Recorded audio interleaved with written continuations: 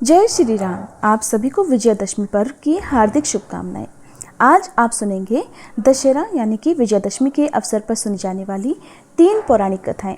Video के अंत में आप जानेंगे अगर विजयदशमी के दिन आपको नीलकंठ पक्षी दिखाई देता है तब क्या होता है और आपको क्या करना चाहिए, क्योंकि मान्यताओं के अनुसार विजयदशमी के दिन नीलकंठ पक्षी का दिखाई देना बहुत ही शुभ माना जाता है। एक बार माता पार्वती ने भगवान शिव से विजयदशमी के फल के बारे में पूछा।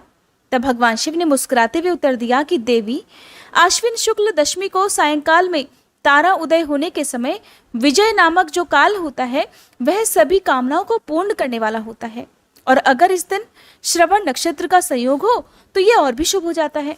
भगवान राम ने इसी विजय काल में लंकाधिपति रावण को परास्त किया था, और इसी काल में शमी वृक्ष ने अर्जुन के गांडीव धनुष को धारण किया था। माता पार्वती ने पूछा, हे प्रभु, शमी वृक्ष ने अर्जुन का धनुष कब और किस प्रकार धारण किया था, ये भी बताइए। तब भगवान शिव ने उत्तर दिया कि हे पार्वती, दुर्योधन ने पांडवों को जुए में हराकर 12 वर्ष का वनवास और 13वें वर्ष में अज्ञातवास की शर्त रखी थी। 13वें वर्ष में अगर उनका पता लग जाता तो उन्हें फिर से 12 वर्ष का वनवास भोगना पड़ता। इसी अज्ञातवास में अर्जुन ने अपने गांडीव धनुष को शमी वृक्ष पर छुपाया था और स्वयं बृहन्नला के वेश में राजा विराट के पास सेवा दी थी। जब गौ रक्षा के लिए विराट के पुत्र कुमार ने अर्जुन को अपने साथ लिया तब अर्जुन ने शमी वृक्ष पर से अपना धनुष उठाकर शत्रुओं पर विजय प्राप्त की थी।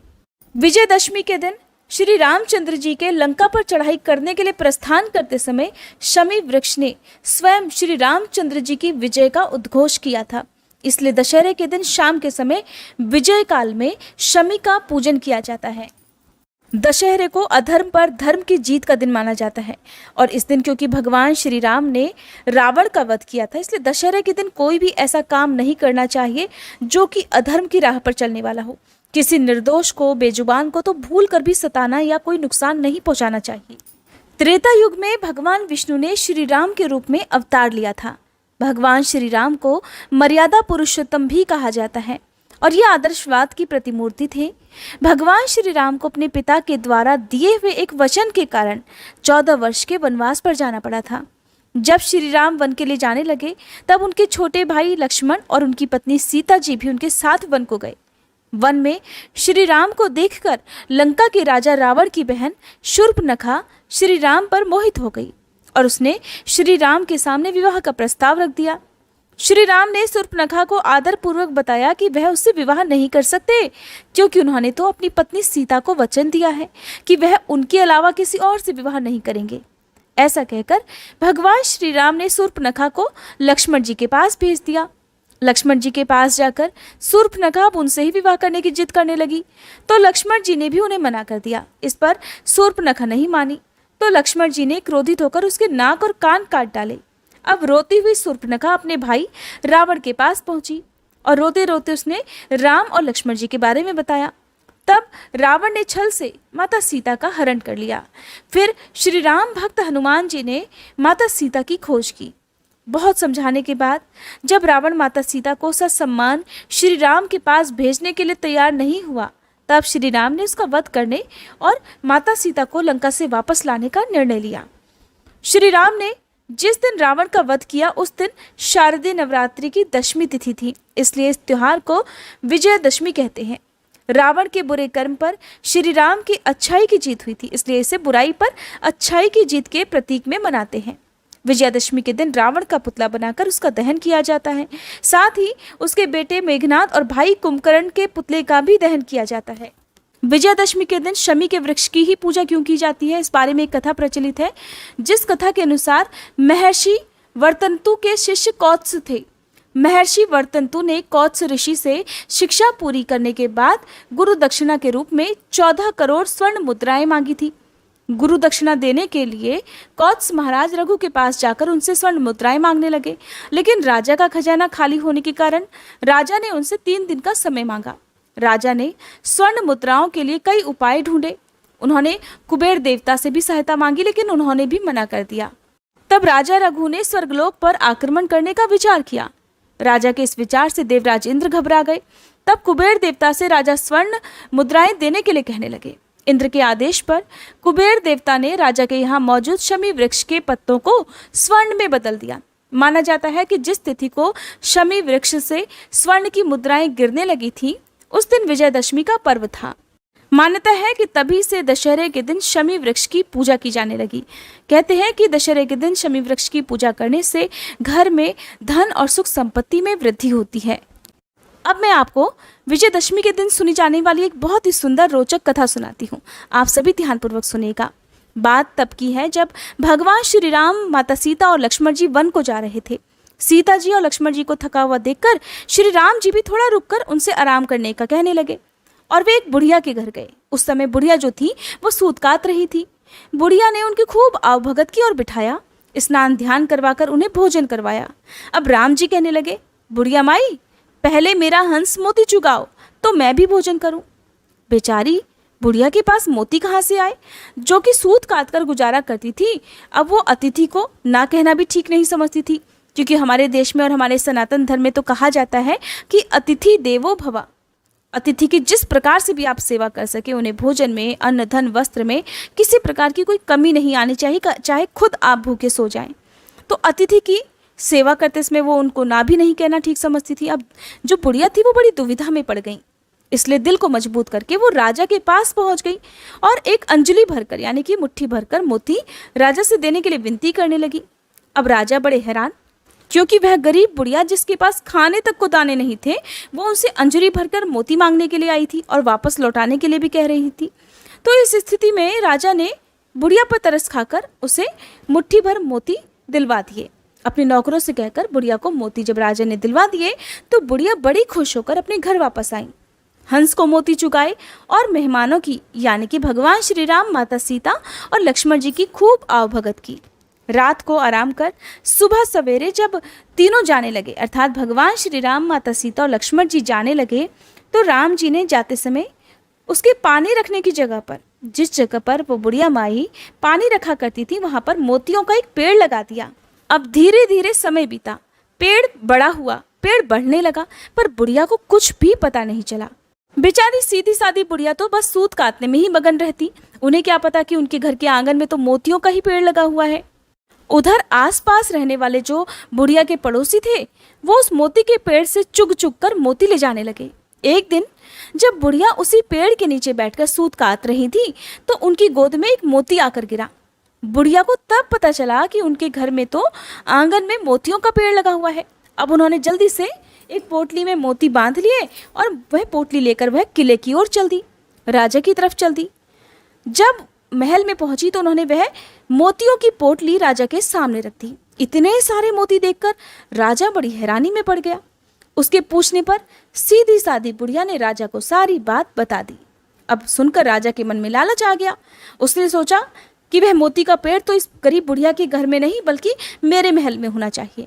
अब वह उस बुढ़िया से मोती का पेड़ ही मांगने लगा। तो बुढ़िया कहने लगी, राजन, आसपास के सभी लोग मोती ले जाते हैं, अगर आप भी ले जाना चाहें तो आप भी ले जाइए, मुझे क्या करना है। लेकिन राजा को तो मोतियों का पूरा पेड़ ही चाहिए था। उसने बुढ़िया की कोई बात नहीं सुनी, तुरंत ही अपने नौकरों को भेजकर पेड़ मंगवा लिया और अपने दरबार में लगवा दिया। भगवान श्री राम की मर्जी। अब मोतियों की जगह कांटे उग गए। लोगों के कपड़े उन कांटों से खराब होने लगे। एक दिन रानी जब वहां पर चल रही थी तो उसकी एड़ी में भी एक कांटा चुभ गया और उसे बड़ा दर्द करने लगा। क्रोधित होकर राजा ने वह पेड़ उठवाकर बुढ़िया के घर वापस भिजवा दिया। लेकिन ये क्या चमत्कार हुआ, प्रभु श्री राम की माया तो देखिए। वह पेड़ जैसे ही बुढ़िया के आंगन में लगा, पहले की तरह मोती उगलने लगा। उस पेड़ से मोती झड़ने लगे। अब वह बुढ़िया बड़े आराम से रहती और सभी लोगों में मोती बांटा करती। ये थी विजयादशमी के दिन सुनी जाने वाली कुछ पौराणिक कथाएं। आप जानिए दशहरे की पूजा विधि के बारे में। तो दशहरे की पूजा अभिजीत, विजय या फिर अपराह्न काल में की जाती है और इस दिन पूजा करने के लिए घर की पूर्व दिशा और ईशान कोण को सबसे शुभ माना जाता है। जिस स्थान पर पूजा करनी हो उसे साफ करके चंदन के लेप के साथ 8 कमल की पंखुड़ियों से या फिर चावल से अष्टदल कमल बनाना चाहिए। अब संकल्प करते हुए देवी अपराजिता से परिवार की सुख और समृद्धि की कामना करनी चाहिए। अष्टदल चक्र के मध्य में अपराजिताय नमः इस मंत्र के साथ माँ दुर्गा की या जो भी भगवती हैं या अपराजिता माँ की यदि आपके पास मूर्ति या तस्वीर है तो उनकी तस्वीर या फिर प्रतिमा को विराजमान कराया जाता है, उनका आह्वान किया जाता है। अब माँ जया को दाईं तरफ और माँ विजया को बाईं तरफ विराजमान करके उनके मंत्र का जाप किया जाता है। माँ जया और विजया की मूर्ति आप मिट्टी से भी प्रतीक स्वरूप में बना सकते हैं। इस प्रकार देवी की पूजा करने के बाद भगवान श्री राम और बजरंगबली हनुमान की भी पूजा की जाती है। सबसे अंत में माँ की आरती उतारकर सभी को प्रसाद बांटा जाता है और प्रार्थना की जाती है कि हे देवी माँ, हे अपराजिता माँ, आज मैंने यह पूजा अपनी क्षमता के अनुसार की है, कृपया मेरी यह पूजा स्वीकार कीजिए। पूजा संपन्न होने के बाद माँ को प्रणाम करना चाहिए। इसके बाद अगर आपके आसपास रावण दहन होता हो तो वहाँ रावण दहन के लिए आपको बाहर जाना चाहिए। रावण दहन के बाद शमी की पूजा अवश्य करनी चाहिए।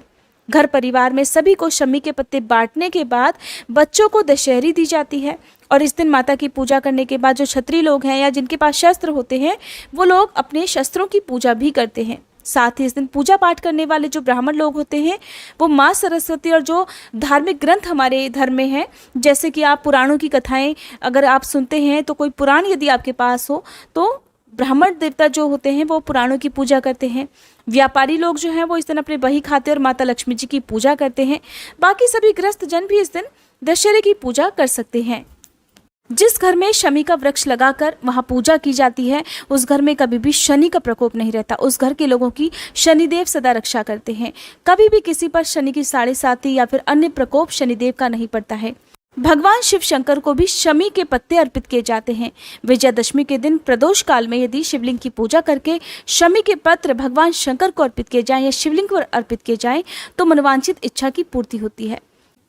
दशहरे के दिन शाम के समय शमी वृक्ष की पूजा करते समय वृक्ष के जड़ में आप गंगा जी का या नर्मदा नदी का जल अर्पित करें। इसके बाद दीपक जलाकर शमी वृक्ष की आरती उतारें। इसके बाद आप कोई भी सांकेतिक शस्त्र रख लें और मिठाई से भोग लगाएं। जैसे कि अगर आपके पास कोई शस्त्र हो तो आप उस शस्त्र को भी शमी वृक्ष के नीचे रखकर उनकी पूजा कर सकते हैं। नहीं तो आप मिट्टी से भी कोई शस्त्र बना सकते हैं, उसकी पूजा कर सकते हैं। फिर आप वृक्ष को प्रणाम करें। पूजा करने के बाद वृक्ष की कुछ पत्तियां तोड़कर आप मंदिर में रख दीजिए या अपने आप गिरी हुई पत्तियां उठाकर भी आप मंदिर में रख सकते हैं। फिर लाल कपड़े में अक्षत, एक सुपारी के साथ जो भी पत्तियां आपके पास में है 5, 7 या 11 उन पत्तियों को आप बांध लीजिए। इसके बाद इस पोटली को अपने ही गुरु या फिर अपने घर के जो सबसे बड़े बुजुर्ग हैं उनसे आप प्राप्त कीजिए और उसके बाद आपको भगवान श्री राम का ध्यान करके उनकी परिक्रमा करनी है। यदि आसपास भगवान श्री राम का मंदिर हो तो आप इस पोटली के साथ ही वहां जाइए और वहां पर भगवान श्री राम की मूर्ति की परिक्रमा करके वापस घर पर आ जाइए। फिर आप जिस भी जगह पर अपने घर के रुपए पैसे रखते हैं वहां पर इस पोटली को रख दीजिए। कहा जाता है ऐसा करने से धन में बहुत बरकत होती है और ये उपाय केवल साल भर में एक बार विजयादशमी के दिन शाम के समय ही किया जाता है। अगर विजयादशमी के दिन नीलकंठ पक्षी दिख जाए तो उनसे आपकी जो भी इच्छा है वो जरूर मांगना चाहिए। आंखें बंद कर आप नीलकंठ पक्षी को ध्यान करके आप उनसे जो भी मांगते हैं वो इस दिन पूरा हो जाता है। नीलकंठ पक्षी अगर घर की छत पर दिखाई दे तो और भी शुभ होता है। किसी दूसरे के घर की छत पर भी यदि आपको दिखाई दे तो आप उनसे तुरंत ही अपनी मनोकामना पूर्ति के लिए प्रार्थना जरूर करें। और विजयादशमी के दिन यदि आप रावण दहन के बाद अन्न का, धन का या वस्त्रों का गुप्त दान करते हैं तो कहते हैं कि ये बहुत ही शुभ फलदायी होता है। आप चाहें तो दिन के समय भी दान कर सकते हैं लेकिन शाम के समय गुप्त दान करना बहुत शुभ रहता है। अगर आप वस्त्रों का दान करते हैं तो ध्यान रखें कि पुराने वस्त्रों का दान इस दिन भूल से भी नहीं करना चाहिए। इस दिन किए गए गुप्तदान से निसंतान दंपति को संतान सुख की प्राप्ति होती है जिसमें भगवान श्री राम जैसे गुण होते हैं। और अगर इस दिन गुप्तदान विवाहिक जीवन से जुड़ी हुई परेशानियों को दूर करने के लिए किया जाए, चाहे पति पत्नी के बीच में बहुत ज़्यादा कड़वाहट हो, पति पत्नी एक दूसरे का कहना ना मानते हो, तो इस तरह की कड़वाहटें दूर करने के लिए भी आज के दिन आप अन्न, धन या वस्त्र इन तीनों में से किसी का भी गुप्तदान किसी जरूरतमंद व्यक्ति को कर सकते हैं या किसी ऐसी जगह पर रखकर आ सकते हैं जहां से कोई इनको उठाकर ले जाए, अपने उपयोग के लिए लेकर जाए, ऐसी जगह पर ही आपको रखना है। या फिर आप इस तरह से दान दें कि कोई दूसरा आपके द्वारा किए गए दान को बिल्कुल ना देखे और आप जिस व्यक्ति को ये दान दे रहे हैं उसको भी नहीं पता चलना चाहिए कि दान दी जाने वाली वस्तु में क्या है।